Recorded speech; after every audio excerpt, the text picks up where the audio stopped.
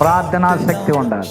ఉందా? ప్రార్థన చేస్తేనే, ఉపవాసం ఉండి ప్రార్థన చేస్తేనే మనం ఇవన్నీ ఈ దెయ్యాలన్నిటి నుంచి, ఈ దెయ్యాలన్నీ అన్నీ వ్యభిచారం, జాగ్రత్తం, తాగుడి, ప్యాకెట్లు, వ్యర్థమైన పనులు చేయడం, హానికరమైన పనులు చేయడం, ఇవన్నీ దెయ్యాలు వాళ్ళలో ఉంటేనే పనులు చేస్తుంటారు. ఈ దెయ్యాలన్నీ మనం గద్దించాలి, వాటిలన్నీ కూడా పారద్రోలాలి అంటే ప్రార్థన చేయాలి, దేవుని ఆత్మతో నింపబడాలి.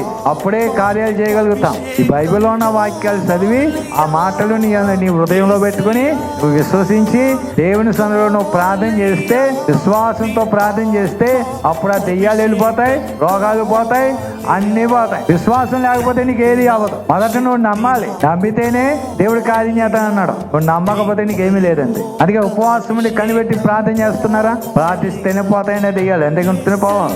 ఉత్తి ప్రార్థన చేస్తే ఏం పోదు.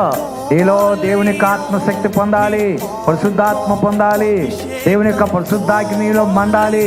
అప్పుడు నీలో దేవుని శక్తి పనిచేస్తుంది. అప్పుడు నువ్వు అద్భుతాలు చేయగలుగుతావు. అంతేగాని ఉత్తినే అయిపోవు.